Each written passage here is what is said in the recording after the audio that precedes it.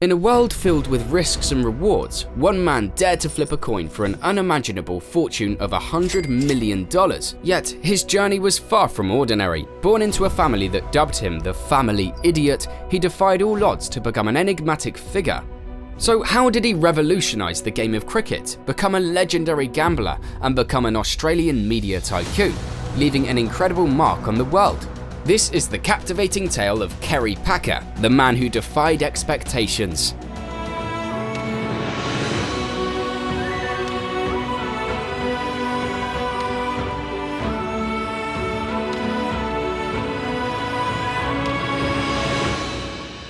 Kerry Packer, born in December 1937 in Sydney, Australia, had a challenging early life that shaped him into the formidable character that he would become.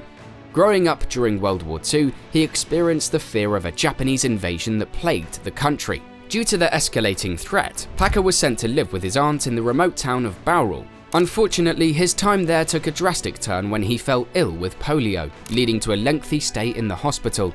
Emerging from the hospital, Packer relocated to Canberra for 2 years, slowly rebuilding his strength. However, his prolonged absence from education left him struggling upon returning to school in Sydney.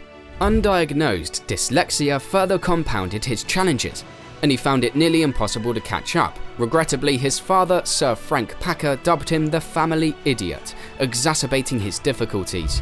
Packer's relationship with his parents was strained, with his busy parents prioritizing work and the war effort over parenting.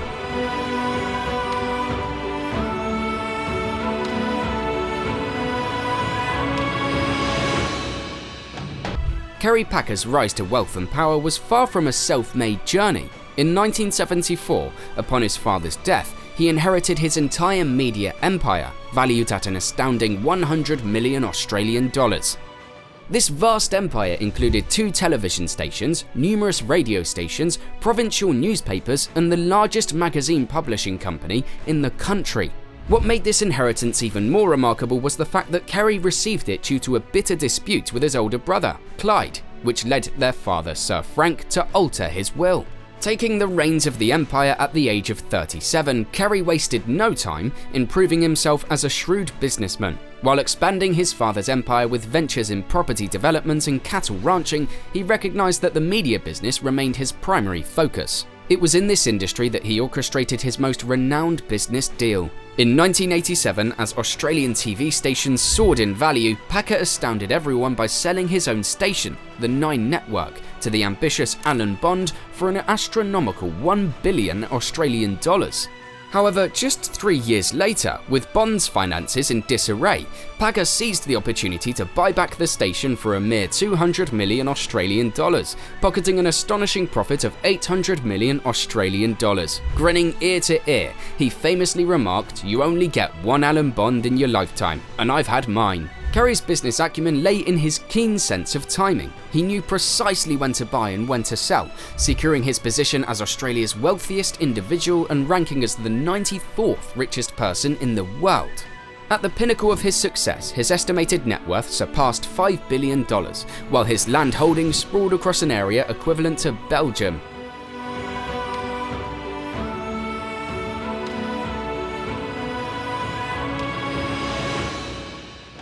Kerry Packer, despite his dominance in the business world, will forever be remembered as a sensational gambler who lived life on the edge of risk and reward. With his vast wealth, Packer could indulge in bets that would leave others green with envy. He was, without a doubt, the biggest gambler in the world, a presence that struck both hope and fear into the hearts of casino managers. His favoured game was baccarat, and he frequented renowned establishments such as the MGM Grand, Bellagio, and the exclusive Crockford's in London.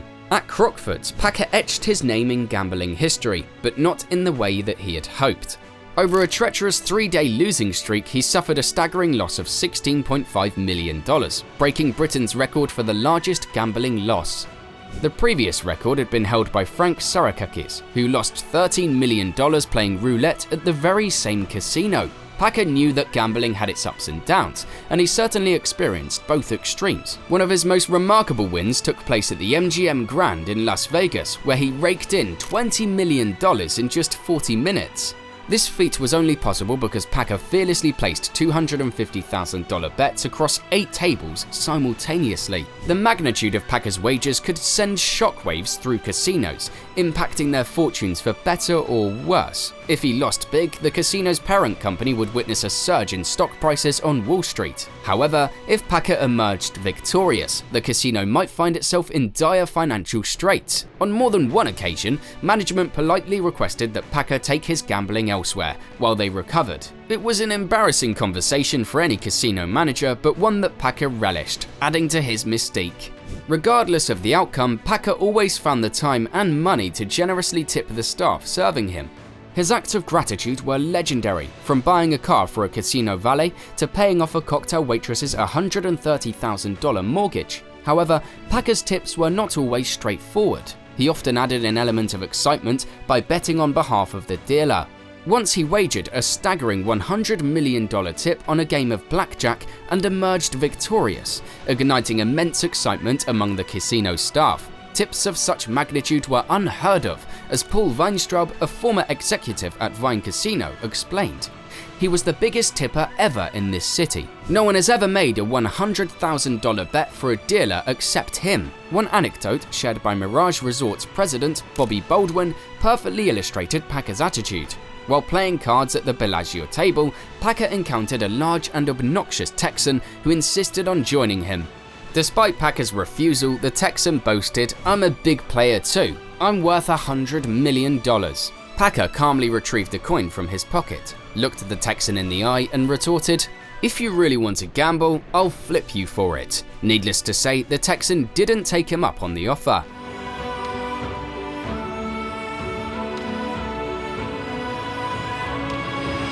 Back in the 1970s, cricket was considered a slow and unexciting sport with limited commercial prospects. Players struggled to make a decent living as the revenue flow was meagre. In a surprising turn of events, Kerry Packer's generous offer to secure exclusive broadcasting rights for Australia's 1976 Test matches was rejected by the Australian Cricket Board. Undeterred, Packer, known for his resilience, decided to take matters into his own hands. He launched a revolutionary cricketing series called World Series Cricket, defying conventions and aiming to unleash the sport's untapped commercial potential. Packer utilised his immense wealth to establish a star-studded lineup, including the likes of English captain Tony Greig, thereby attracting some of the finest cricketing talents worldwide. In the seasons of 1977-78 and 1978-79, several international teams battled it out under the World Series Cricket banner. Packer transformed the game to make it more appealing to broadcasters and the market. He introduced significant changes, such as shortening the matches from 5-day tests to 1-day internationals. He also pioneered the concept of day-night matches, captivating audiences with thrilling encounters played under floodlights. World Series Cricket also brought about innovations like protective helmets, vibrant team uniforms, and professional-level salaries for players. These changes, initiated by Packer, have since become standard practices in almost all forms of cricket. Following the conclusion of the 1978-79 season, World Series Cricket came to an end. However, Packer struck a landmark deal in which his Channel 9 secured exclusive rights to Australian Test cricket. This unprecedented agreement also included a remarkable 10-year promotion and marketing contract. Packer's influence on the game was profound and enduring. Kerry Packer's relentless pursuit of greatness continues to reverberate even 18 years after his passing, leaving an indelible mark on the world. One of his enduring legacies can be witnessed in the ever-growing prominence of short-form cricket, which has taken the broadcasting world by storm. Thank you for watching, and be sure to subscribe if you found this video interesting and would like to see more. I would really appreciate the support. But that's all for this video, and I'll see you in the next one.